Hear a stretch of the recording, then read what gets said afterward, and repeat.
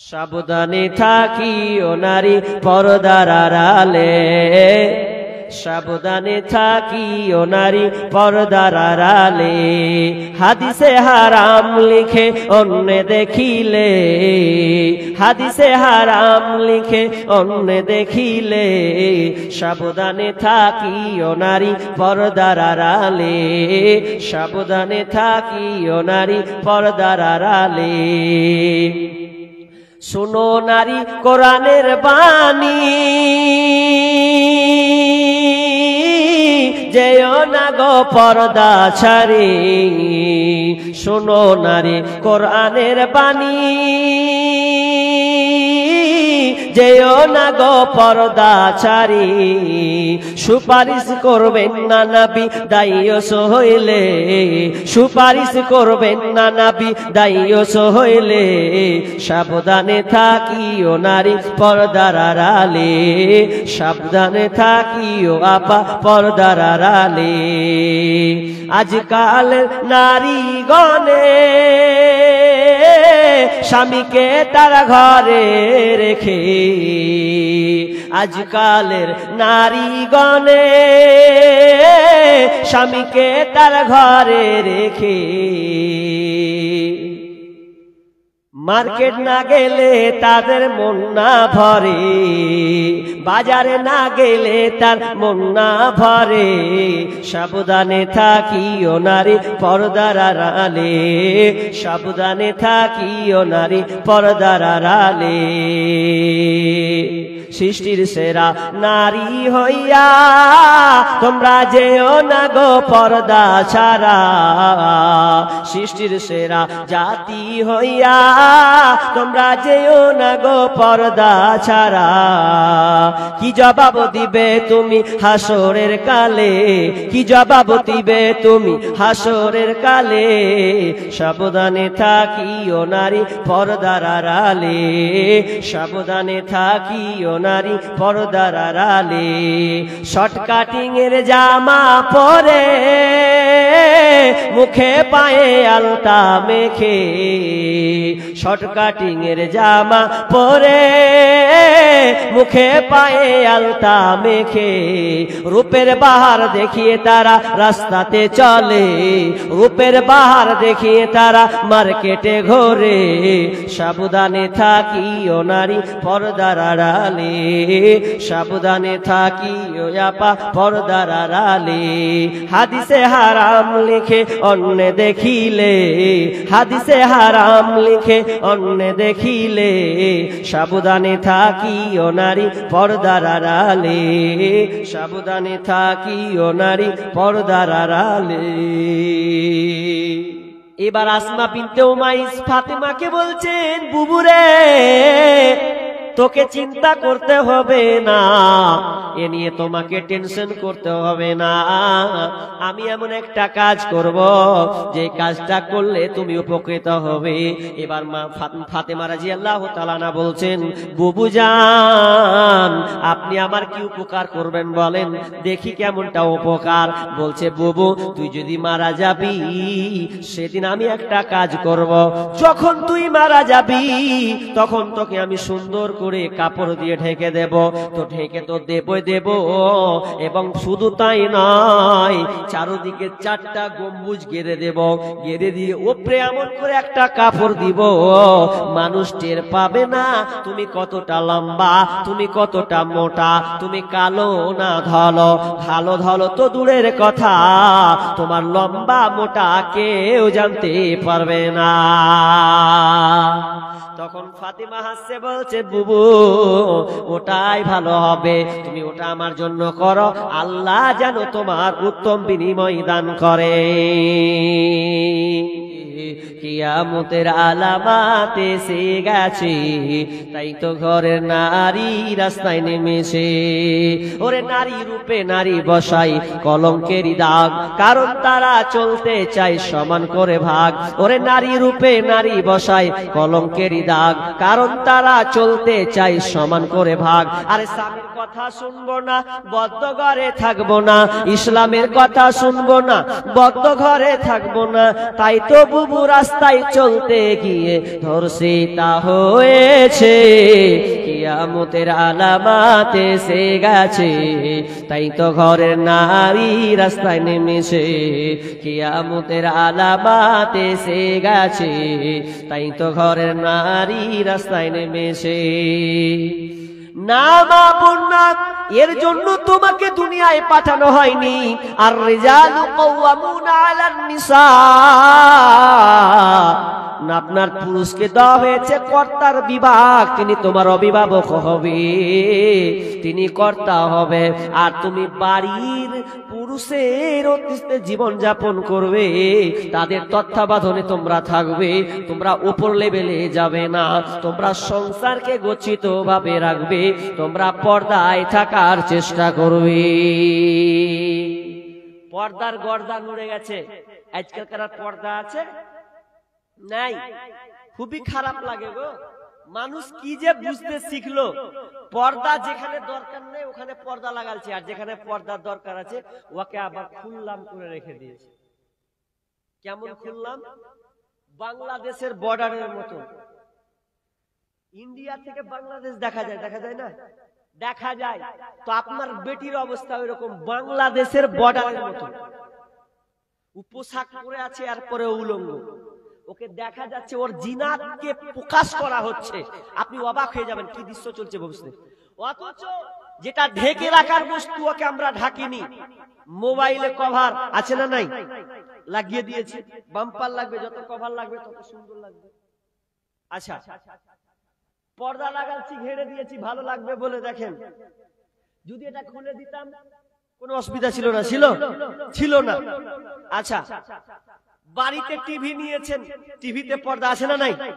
নাই, ঢেকে রাখা। আলমারি আছে না নাই?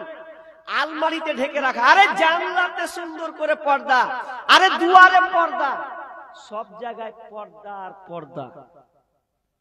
আর স্ত্রী আর বিবিকে রেখে দিয়েছে জর্দা, ওকে আবার খোলামেলা। যাকে পর্দা দরকার ছিল ওরই পর্দা নাই, আবার আলমারিতে পর্দা দি, সব জায়গায় পর্দা। এই জাতি বুঝবে কখন? মাশাআল্লাহ। আচ্ছা, আর আপাতত আধ ঘন্টা কে কে থাকবেন হাত তুলেন তো। আধ ঘন্টা বেশি নয়, মাশাআল্লাহ আধ ঘন্টা আছেন ইনশাআল্লাহ। আধ ঘন্টার মধ্যে ইনশাআল্লাহ 12টা হলেই স্তব্ধ করে দেব। মা বোনরা মনে হয় আছে, মাশাআল্লাহ মাশাআল্লাহ আছে, মা বোনরা আছে। মা বোন সব দিকে একা 100, গাজাল জামুতের ওর একা 100। তো কি বলছিলাম, যে আজকালকার পর্দার গর্দান উড়িয়ে দিয়েছি আমরা, যে মেয়েদেরকে আমরা ঢাকার চেষ্টা করিনি।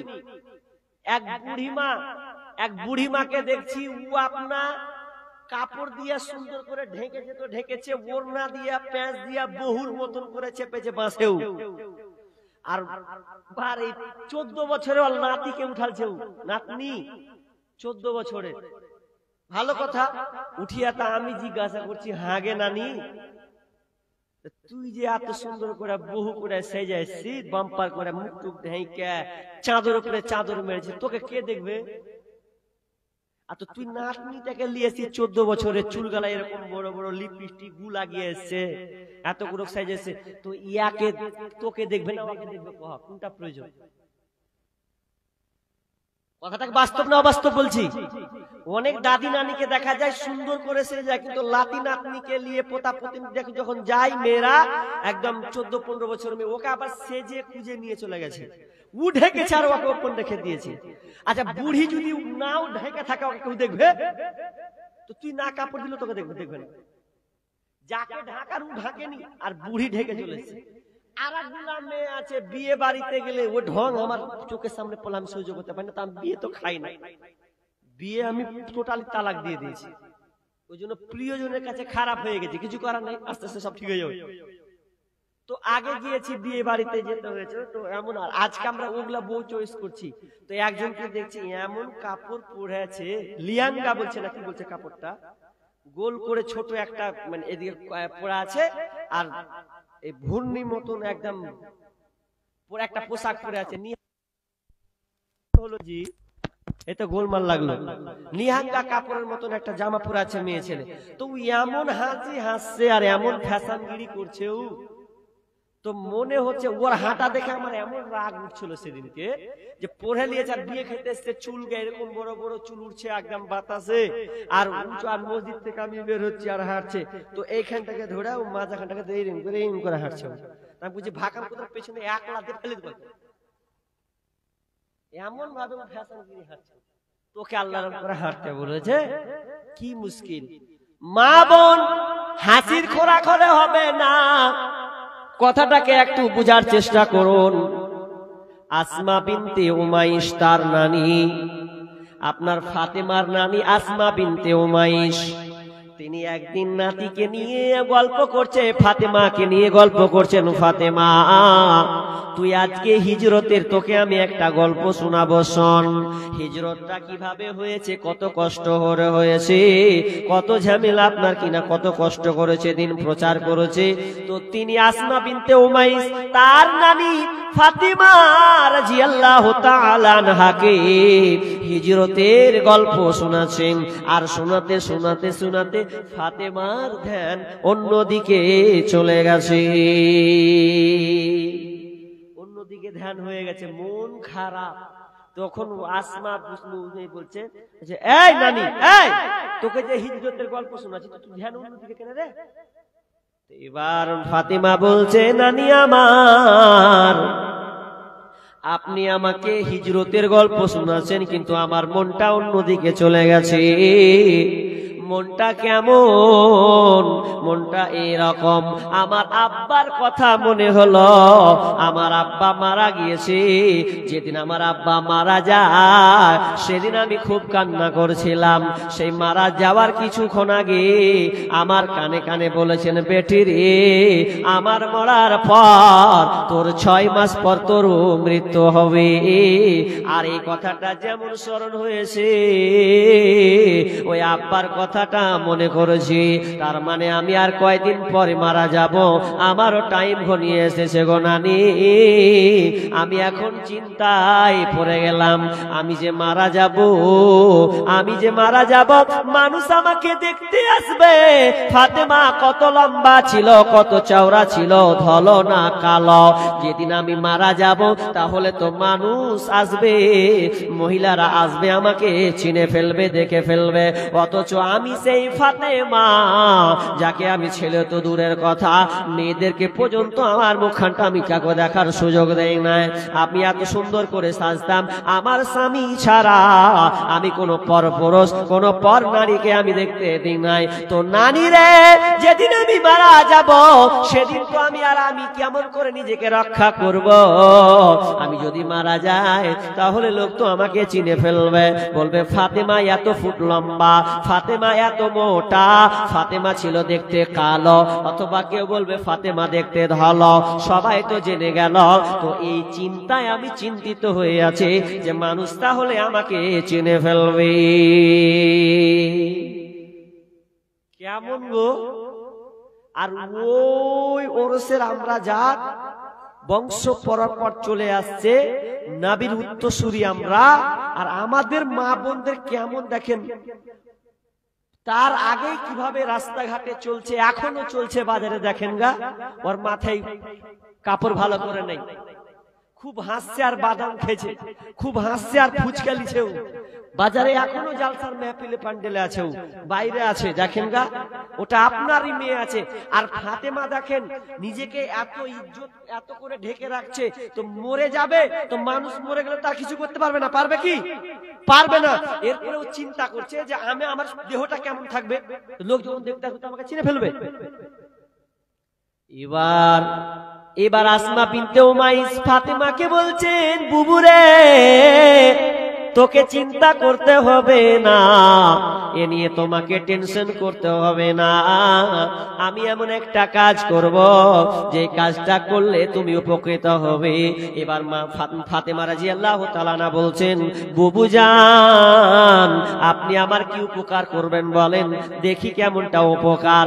বলছে, বুবু, তুই যদি মারা যাবি সেদিন আমি একটা কাজ করব, যখন তুই মারা যাবি তখন তোকে আমি সুন্দর করে কাপড় দিয়ে ঢেকে দেব। তো ঢেকে তো দেব এবং শুধু তাই নয়, চারদিকে 4টা গম্বুজ গেড়ে দেব, গেড়ে দিয়ে উপরে এমন করে একটা কাপড় দিব, মানুষ টের পাবে না তুমি কতটা লম্বা, তুমি কতটা মোটা, তুমি কালো না ধলো। ধলো তো দূরের কথা, তোমার লম্বা মোটা কেউ জানতে পারবে না। তখন ফাতিমা হাসছে, বলছে বুবু ওটাই ভালো হবে, তুমি ওটা আমার জন্য করো, আল্লাহ যেন তোমার উত্তম বিনিময় দান করে। নিজের দেহ নিয়ে টেনশন, পর্দা কি অবস্থা হবে, আর আমাদের মেয়েদের জীবিত কালের অবস্থাই খারাপ। সাবধানে থাকিও নারী পর্দার আড়ালে, সাবধানে থাকিও নারী পর্দার আড়ালে, হাদিসে হারাম লিখে অন্য দেখিলে, হাদিসে হারাম লিখে অন্য দেখিলে, সাবধানে থাকিও নারী পর্দার আড়ালে, সাবধানে থাকিও নারী পর্দার আড়ালে। শোনো নারী কোরআনের বাণী, যেও না গো পর্দা ছাড়ি, শোনো নারী কোরআনের বাণী, যেও না গো পর্দা ছাড়ি, সুপারিশ করবেন না নবী দায়ুস হইলে, সুপারিশ করবেন না নবী দায়ুস হইলে, সাবধানে থাকিও নারী পর্দার আড়ালে, সাবধানে থাকিও আপা পর্দার আড়ালে। আজকাল নারী গণে স্বামীকে তারা ঘরে রেখে, আজকালের নারী গণে স্বামীকে তারা ঘরে রেখে, মার্কেট না গেলে তাদের মন না ভরে, বাজারে না গেলে তার মন না ভরে, সাবধানে থাকিও নারী পর্দার আড়ালে, সাবধানে থাকিও নারী পর্দার আড়ালে। সৃষ্টির সেরা নারী হইয়া তোমরা যেও না গো পর্দা ছাড়া, সৃষ্টির সেরা জাতি হইয়া তোমরা যেও না গো পর্দা ছাড়া। কি জবাব দিবে তুমি হাসরের কালে, কি জবাব দিবে তুমি হাসরের কালে, সাবধানে থাকিও নারী পর্দার আড়ালে, সাবধানে থাকিও নারী পর্দার আড়ালে। শর্ট কাটিং এর জামা পরে, মুখে পায়ে আলতা মেখে, শর্ট কাটিং এর জামা পরে, মুখে পায়ে আলতা মেখে, রূপের বাহার দেখিয়ে তারা রাস্তাতে চলে, রূপের বাহার দেখিয়ে তারা মার্কেটে ঘোরে, সাবধানে থাকিও নারী পর্দার আড়ালে, সাবধানে থাকিও আপা পর্দার আড়ালে। হাদিসে হারাম লিখে অন্য দেখিলে, হাদিসে হারাম লিখে অন্য দেখিলে, সাবধানে থাকিও নারী পর্দার আড়ালে, সাবধানে থাকিও নারী পর্দার আড়ালে। খবরদার পর্দার সঙ্গে তুমি থাকো, তোমার ইজ্জত এত দামি যা বলার কথা নয়। আজকালকার আমরা ইজ্জতকে নষ্ট করে দিচ্ছি, বিয়ের আগে আমরা আমাদের ইজ্জতকে নষ্ট করছি। আরে হিন্দু যারা, তাদের আকীদা আছে যে যদি বিয়ের আগে কোনো নারী কোনো ছেলের সঙ্গে জিনা ব্যভিচার করে, জিনায় লিপ্ত হয়, খারাপ কাজে লিপ্ত হয়, ওদের আকীদা হলো যে গঙ্গা নদীতে এক ডুব মারবে, তোমার সব পাপ ক্ষমা হয়ে গেল। এটা ওদের আকীদা। কিন্তু আমরা তো মুসলমান, তো আমরা কেন এই নোংরামিতায় থাকবো? মা বোন খবরদার, আল্লাহর রাস্তে আমি দুটা ওসিয়ত, ছেলেদের একটা করলাম, মেয়েদেরকে একটা করলাম। অবশ্যই এগুলো থেকে আমাদেরকে বাঁচতে হবে। এবার আমি শেষ লগ্নে চলে যাব, কারণ আমারও 13টা বাজছে, ওই জন্য আমরা শর্টকাটে আর একটা মসজিদের জালসা। ভাই এটা মসজিদের জালসা। আমরা হাত উঠিয়েছি ইনশাআল্লাহ, আর খুব জোরে যদি আমি থাকি 20 থেকে 25 মিনিট থাকবো, দিয়ে আমরা আলোচনা এখানে শেষ করব। এটা সোনাপুর জামে মসজিদের উন্নতি কল্পে এটা জালসা হয়েছে, আমরা সকলেই জানি। ভাই উঠে যেন না, আমি এখানে কিছু তথ্য আপনাদের দিব মসজিদের ব্যাপারে। তবে দেখেন, দান সবাই করতে পারে না, মনে রাখবেন। টাকা হলে যে মানুষ দান করে এমন কথা নয়, টাকা হলে যে মানুষ দান করে এটা মিথ্যা কথা। যার টাকা বেশি তার দান বেশি, এটা মিথ্যা কথা। বরং যার ঈমান বেশি তার দান বেশি। তার দান 10 টাকা হতে পারে, 20 টাকা হতে পারে, 100 টাকা হতে পারে। কিন্তু আমরা আজকে দানের কথা শুনলে আর চুলকানি শুরু হয়ে যায়। দানের কথা শুনলে, আচ্ছা আপনি না দেন, অন্তত তো বসবেন। কিন্তু মানুষের অনেক বদঅভ্যাস আছে, যেমনি করবে দানের কথা তার বসা যাবে না, পালা এখান থেকে হট। মানে ও ভাবছে যে জমি টমি যদি লেখা লিয়ে লাই, ওই জন্য পালিয়েছে আগে। তা নয়, এটা আপনার জন্য সুযোগ।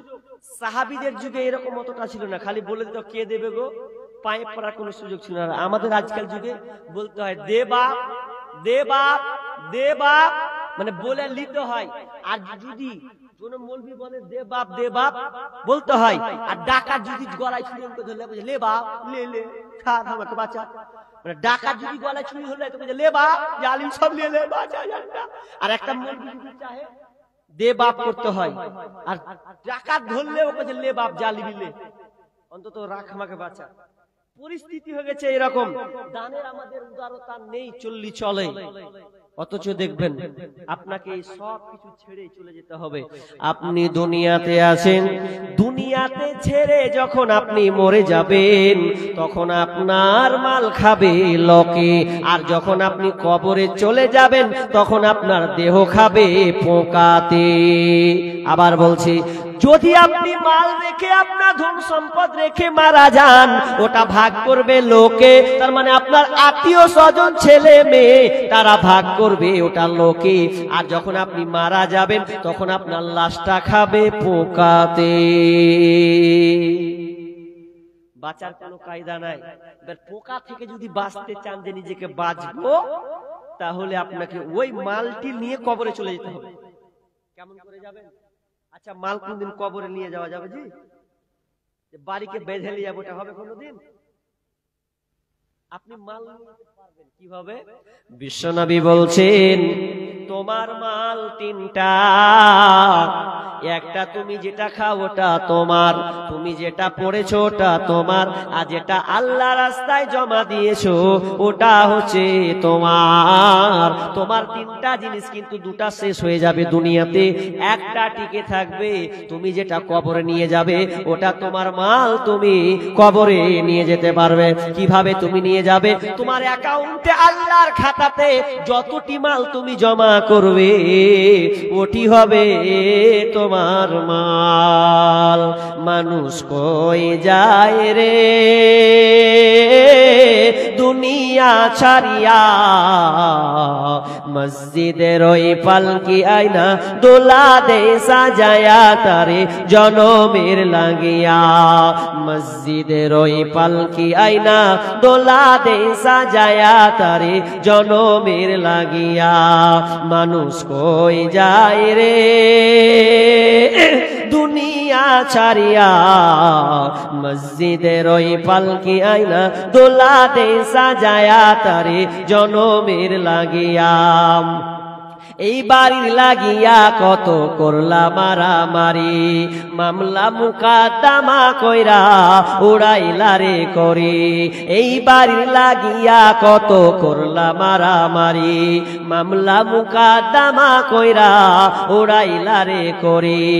আজকে তুমি যাবে চলে,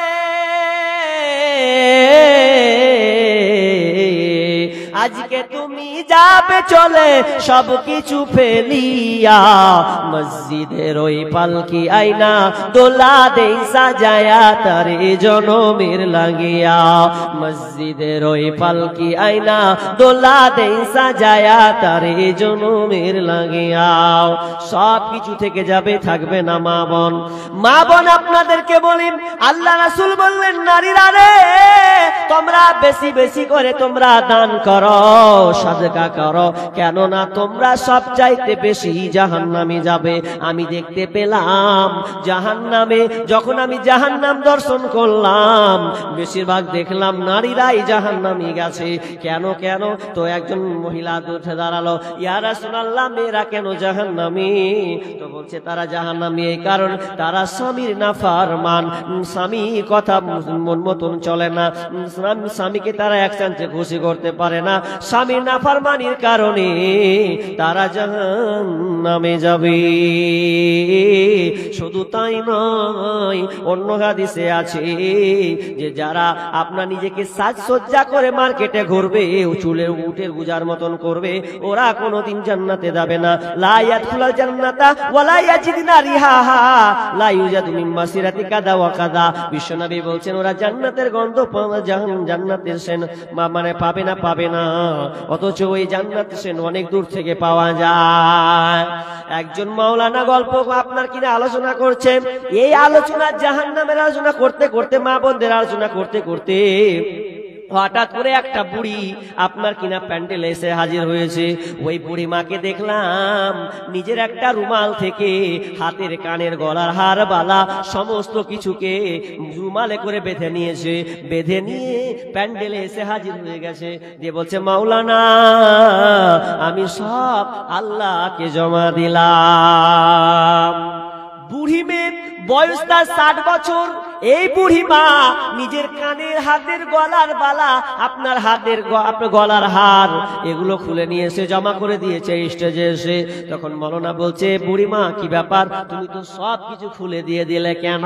এটা কি আপনার বাড়িতে কোনো মেয়ে নাই? আপনার কি কোনো মেয়ে নাই, ছেলে নাই? ও তো বুড়ি মা বলছে আছে আছে, আমার বাড়িতে মেয়ে আছে, আমার মেয়ে অনেক বড় হয়ে গেছে, আমার বয়স অনেক হয়ে গেছে, আমার মেয়েদেরকে আমি গলার হার মারা বানিয়ে দিয়েছি, বিয়ে দিয়ে দিয়েছি, কিন্তু বলছে এগুলো তো তোমার মেয়েকে দিতে পারো। বুড়িমা কি জবাব দিচ্ছে মা বোন ভালো করে শোনেন। বুড়িমা জবাব দিচ্ছে, বেটা রে, ও বেটা মাওলানা, শোনো শোনো শোনো, আমি এটা যাকে মন তা এমন মানে এমন লোককে দিই না, আমি স্বয়ং নিজে আল্লাহকে দিয়েছি, এটা আল্লাহকে ঋণী আমি দিয়ে দিলাম, কারণ এটা আমার স্বামীর প্রিয় জিনিস আছে, আমার মামাকে এটা দিয়েছে, এটা প্রিয় জিনিস, আমি দুনিয়ার কাউকে দিব না। আমার বেটিকে যদি দিয়ে যায় তো আমার বেটি জমি নেবে, আর কিছু করে বেটার বেটির বিয়ে দিয়ে তা ভ্যানিশ করে দিবে, কিন্তু আমি এটা কাউকে দিলাম না, আমি এটা খুলে স্বয়ং আল্লাহকে আমি জমা দিলাম। যেদিন আমি মারা যাব সেদিন আমি আল্লাহকে বলবো, আল্লাহ তুমি আমাকে ওই গলার হার, হাতের বালা যেগুলো দিয়েছিলাম সেগুলো তুমি আমাকে দাও, আমি এখন পরব, ওটা আমার স্বামী আমাকে উপহার দিয়েছে, ওটা আমার মা আমাকে উপহার দিয়েছিল। বুড়িমা কত চালাক, দেখছে যে আমি বেটা বেটিকে দিব তো ওরা চুষে নিবে, কতদিন ওরা রাখে, কিন্তু আমি এই জিনিস, প্রিয় জিনিসটি দিব না, আল্লাহকে দিব, মরার পরে আল্লাহর কাছে ঋণী দিয়ে দিলাম, আল্লাহর কাছে আমি পেয়ে যাব। তো মা বোন এরকম আপনাদের হতে হবে।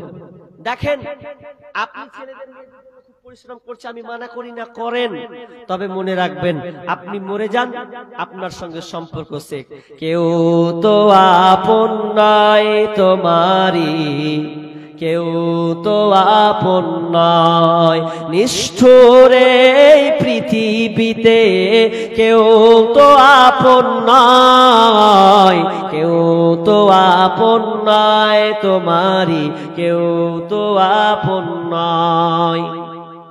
যাদের সাথে গড়ো তুমি হৃদয়ের বাঁধন, ফাঁকি দিবে সে তোমাকে স্বার্থ হইলে সমর্পণ, হইল না তাই এই দুনিয়ায় পড়ে চলো নাই, নিষ্ঠুর এই পৃথিবীতে কেউ তো আপন নয়, কেউ তো আপন নয় তোমারই, কেউ তো আপন নয়।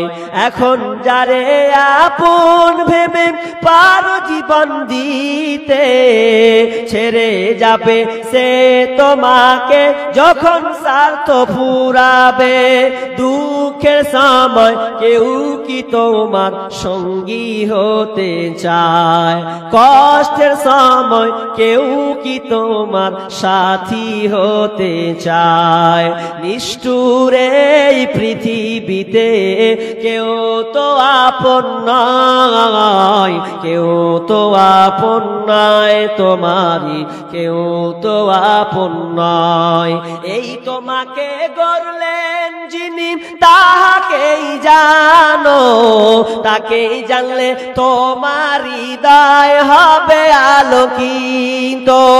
এই তোমাকে গড়লেন যিনি তাহাকেই জানো, তাকেই জানলে তোমার হৃদয় হবে আলোকিত। সেই তো তোমার বড় আপন, সেই তো তোমার বড় আপন, আর তো কেহ নয়। নিষ্ঠুর এই পৃথিবীতে কেউ তো আপন নয়, কেউ তো আপন নয় তোমারই, কেউ তো আপন নয়, কেউ তো আপন নয় তোমারই, কেউ তো আপন নয়। পৃথিবীর কেউ আপন নয়। যদি আপন থাকেন তো আল্লাহ আপনাকে ভালোবাসবে কতক্ষণ? যদি আপনার কাছে মাল থাকে, টাকা থাকে, ততক্ষণ আপনাকে ভালোবাসবে, তার আগে আপনাকে ছুঁড়ে ফেলে দেবে।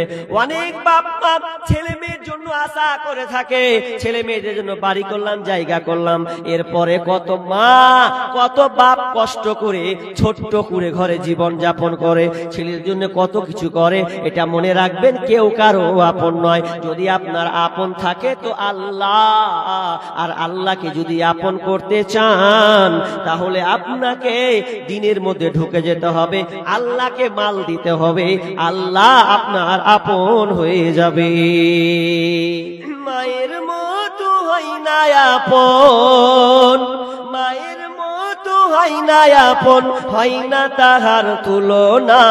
হায়রে আমার মা, আমার জনম দুঃখী মা, হায়রে আমার মা, আমার জনম দুঃখী মা।